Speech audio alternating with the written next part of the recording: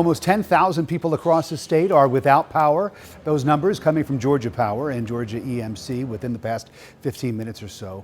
Falling trees and debris, that's a big part of the problem. CBS 46's HAYLEY Mason joins us now live from Southwest Atlanta, and that area is still very much in cleanup mode.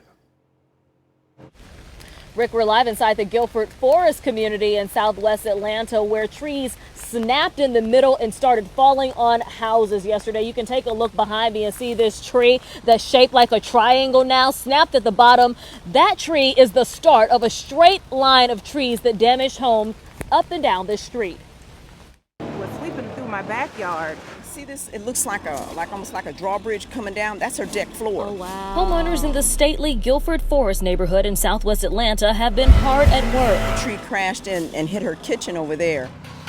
Each neighbor trying to assess the damage to their homes and get help removing the towering trees that came down in Monday's storms. And all of a sudden I heard the big crash, and it was the tree.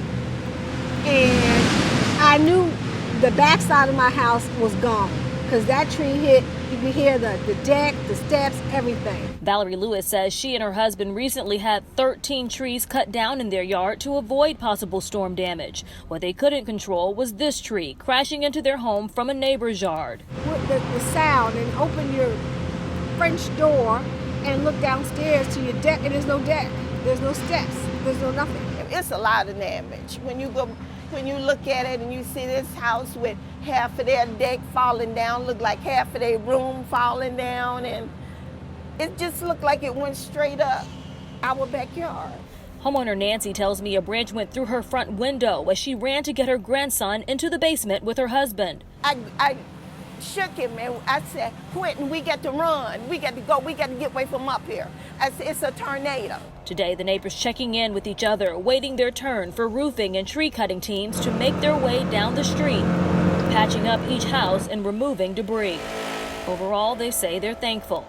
I'm not worried about this. I'm not worried about none of this. All I'm glad is I got my life.